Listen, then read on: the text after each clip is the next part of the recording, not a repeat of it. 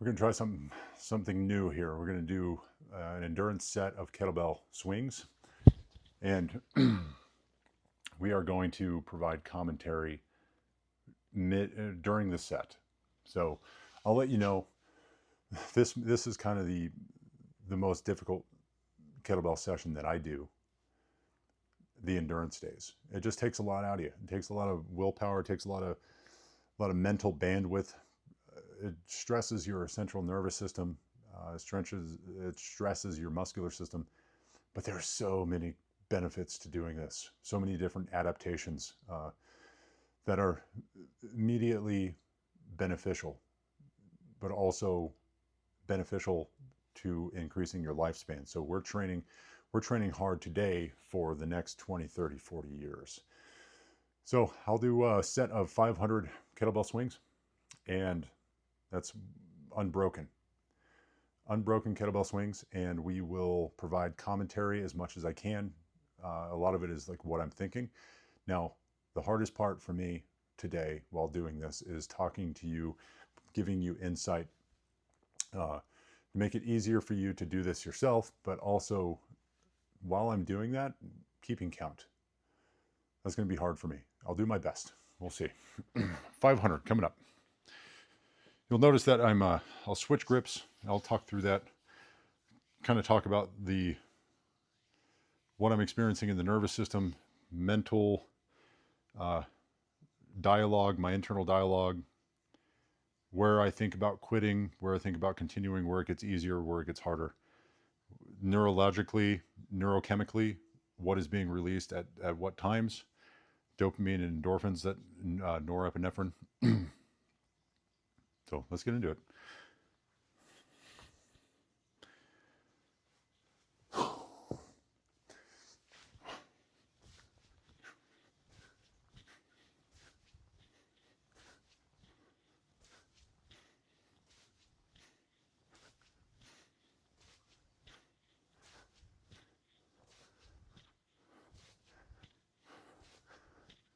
So I immediately feel good.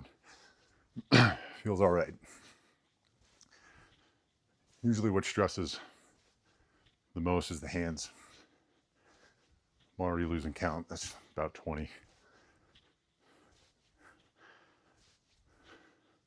So immediately when you start here, it's about 25. You got to find the metronome, and you just get into it.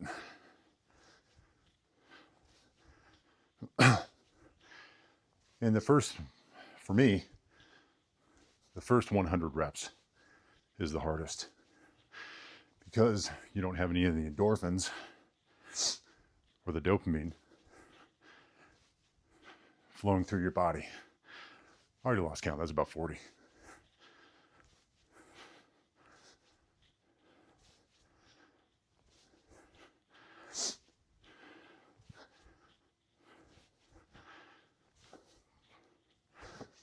I usually start sweating at rep 80 to 100.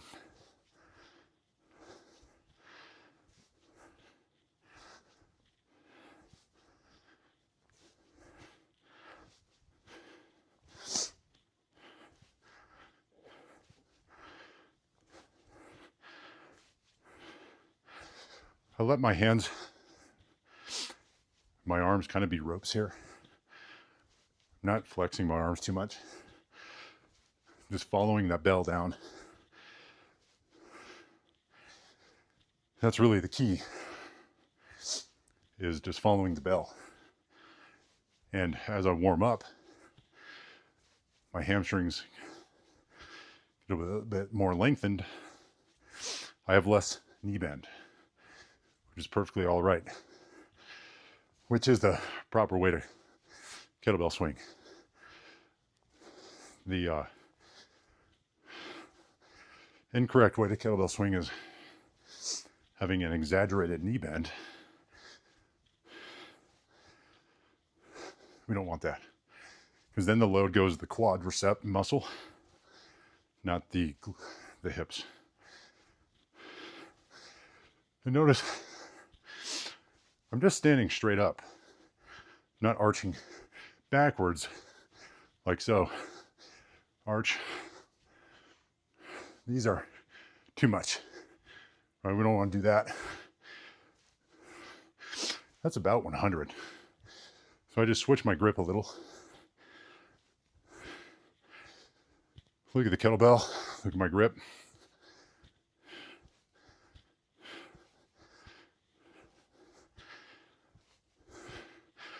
That's because my hands were starting to fatigue.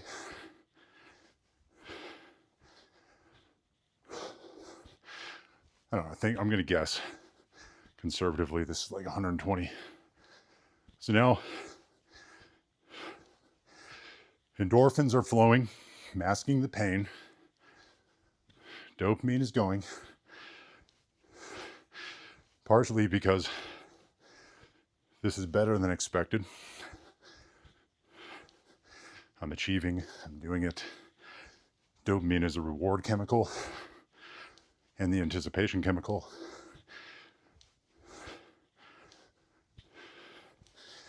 I'm just following that bell. Notice in some of the videos that I teach the hinge. And that's all this is. The hinge. There's an effect with kettlebelling when you start doing it. It's called what the hell effect. And which means when you start lifting a kettlebell through the 5 or 6 fundamental movements, everything else in your life athletically, physically improves. Doesn't matter what it is. Whether you're a dad playing with their kids, rather a dad playing with his own kids,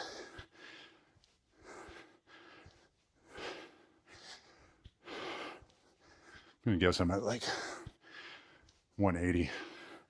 I'm being conservative here. Mine might be at like 230, 250. But we're gonna guess low. Just keep going. And you know, it's efficient. I'm being efficient. I'm not trying to be explosive here, guys. I'm not even breathing hard. You might hear me breathing, but a lot of it is because I'm trying to talk with you guys. If I just shut up, I can close my mouth and nose breathe. And I'll demonstrate right now. Might get loud with the breath, but it's not hard.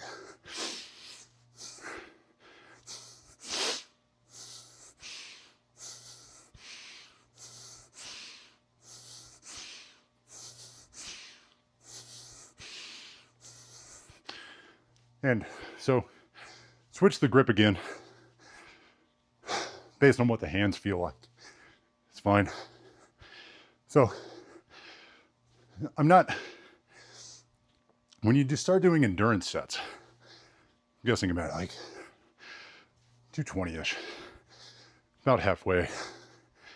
Maybe one of you guys can count for me. We'll definitely get more than 500, just to be honest. I don't know what the final number will be. I don't really care to count. Mostly what's in the psychology. So I feel really good right now. Everything feels like it's proper form, proper mechanics. I stress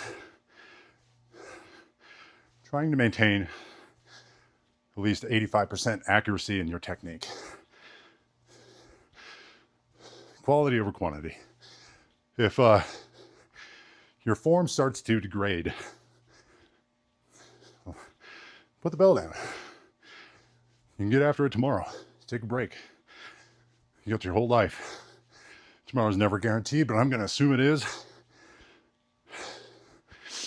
And I'm going to also contemplate my own mortality so that I take action today. But I'm not trying to hurt myself.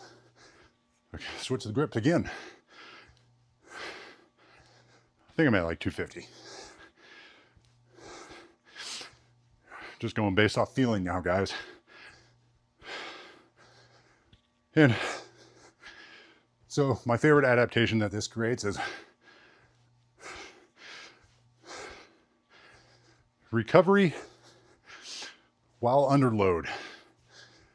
So something like this, you got 3 systems in your body that produce the fuel.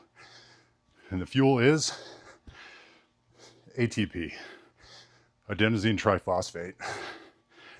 And the first system is your phosphocreatine system. That produces ATP the fastest, but it also runs out really fast. When that depletes, you got your glycolysis system, right? All of the glycogen that's stored in your in your liver and your muscles. Once the phosphocreatine system runs out, you start using your glycolysis system to produce ATP. It's efficient, not as fast. And lastly, you have ATP being produced from your mitochondria. If you don't know what the mitochondria is or what it does, go look it up. Once you know the importance of the mitochondria, you can structure your training and your nutrition around what your mitochondria does. So, mitochondria, during these long, intense kettlebell sets, are creating ATP. And it does it in the most efficient manner. It's the workhorse. It's adapting. So this style of workout here is also creating oxidative stress. And what that essentially does is you have a cell that is now missing an electron, and it's a free radical. It wants a pairing. It wants a pairing for its electron. And if you don't have antioxidants flowing through your body, that free radical is going to try to steal from your tissues, from your organs, from the elements inside you, try and become neutral again. That's why consuming antioxidants is important before and after training through food. Food first. If you don't have enough antioxidants, it can be harmful. If you have too many, it can be harmful. You get it through your food. It's hard to get too many. You get it through supplementation. You can get too much, and it'll do the opposite effect. So what's great about this is that as your body is producing oxidative stress, the body doesn't like that. It's harmful. If you don't have enough antioxidants in your body, the mitochondria in the body can work together to produce more mitochondria to take care of all of the oxidative stress faster, more efficiently. Mitochondria is associated with aging. The better the health of the mitochondria, the more of them you have, the more your lifespan will increase. That's what it's all about. So, I don't know what number I'm at. I think I'm above 350 for sure. You just keep going, right? I'm thinking, the only thing that hurts my body, my forearms. My hips are good, which means I can keep going. It hurts on my arms, but the skill here is just learning to endure. Embrace the suck, because there are so many rewards on the other side of this. A couple things. So I mentioned that the first 100 reps are the most difficult. I'm approaching the last 100 reps to my best guess. Now, 500 reps, the halfway point, you get a dopamine spike, more endorphins, you got norepinephrine, which is focus, but there's something special that happens at the halfway point. You get a large dopamine spike because you now switch from forward thinking, oh my God, how many reps do I have to do? So I have to do 400, 300 or whatever. Once you get halfway, you switch to backward thinking. I only have to do 250 more reps. Huge dopamine spike. At this point, endorphins are close to peaking. Maybe they're peaked already. And this is why the last 100 reps can be easier than the first 100, because you're 80% done. You see the finish. You're anticipating the finish. You've done better than you thought. So your body's releasing dopamine. You get another endorphin surge to mask that pain, mask that fatigue chemical, adenosine. And you just keep going. My hands hurt. Nothing else though. My hips are still good. My hamstrings are good. My mindset's good, right? Here's the thing about mindset. It's like, if you make a commitment to yourself to do something, you do it. Regardless of the environment, your behavior, the circumstances. You can count 50 left.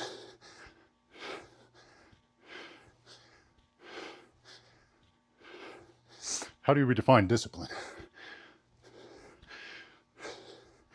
How many times you can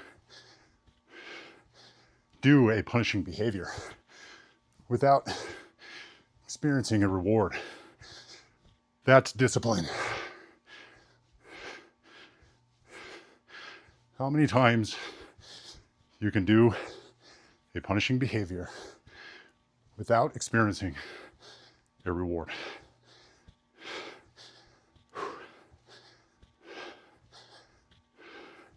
See, my heart rate's pretty high now, but I'm not fatigued.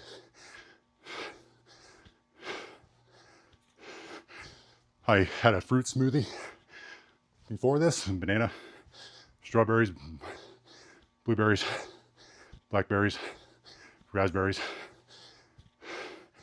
and some Greek yogurt. 60 to 90 minutes before the workout is proper. You don't want to eat right before your workout, because when you start working into your set, the stomach will shut down. You'll have that food in there. Drink salt water, your electrolytes, an hour before, so that you have more blood. More blood equals more endurance. Start supplementing with magnesium, glycinate, and potassium. We're good. I think that's it. Put the bell down safely every time. Every time. We'll catch our breath here. So that was about 500. Now, Yeah, my heart rate's going. My heart rate usually averages like 160 on these sets. With swing snatches, excuse me. Kettlebell swings averages about 160. You keep going, you will get into that anaerobic zone. When I do like a set of 500 swing snatches without stopping, my heart rate curve, after I find that metronome, it will be such a steady climb. There are no spikes with the heart rate. That's not what we want. We want that steady climb. You're breathing well, and you're not exerting too much energy. Notice that when I'm doing these swings, they're endurance swings. We're going for quantity and time. I'm not exploding my hips. I'm not snapping aggressively. I'm not being too fast. I'm not explosive. That's the point. The ability to endure, to get these adaptations from the endurance, adapt the heart, right? You do these long enough for 3 months, 6 months, the left ventricle in your heart is going to expand, which means you can pump more blood. You have a higher cardiac output. And so pay attention to that. Notice I'm not dead here. I'm not dying. It's tough, but it's not that hard. The neurochemicals are the biggest point I'd like to point out. Like when you're in it and it sucks, just know, like once you get to the halfway point, you're going to get another dopamine spike. The endorphins are blocking the fatigue chemical, blocking the pain. Endorphins are a good thing. Dopamine's a good thing. It'll keep you going. If you want a bonus, if you do this with a friend, that means you'll get serotonin and oxytocin. So do it with a friend, do it with your wife, do it with your husband, do it with your child. If you work out with somebody, you get all five neurochemicals. You get the dopamine, the endorphins, norepinephrine, oxytocin, serotonin. You got your own little psychological cocktail there. And that's what makes things addicting, right? And don't even get me started on the needs, the human needs. A lot of this is the growth need. Okay, we're growing here. Get uncomfortable. When you're uncomfortable, that's where the most growth happens. Pick up a kettlebell, learn how to use it, schedule an endurance day, a power day, a strength day once you become competent, and own the kettlebell. Men, go grab a 35-pound kettlebell, learn to use it, own it across every position. Women, grab like a 12K kettlebell. What is that, like 24 pounds? Learn how to use it. Your body will heal. Your body will heal itself. It's asymmetrical loading. You're holding a weight on one side of your body. So it's asymmetrical loading. It's not balanced. Your body will naturally work out the muscular imbalances. You will be healthier because of it, right? You got two things to worry about in this world. I'm going to correct what I said there. You got two things to focus on in this world. That's your health span and your lifespan. We're going to work on both. Kettlebells will help improve both, I promise. So that's it. Post your questions down below. Post your comments. I said a lot there. If somebody wants to count how many swings I did, post in the comments. That'd be great. I'm not going to do it. It felt like a lot. I'm going to guess I was at 500. I'm going to guess I did even more than that based on feel. And that'll be kind of fun to see how accurate I was. So I'm here to help. Post your questions down below. See ya.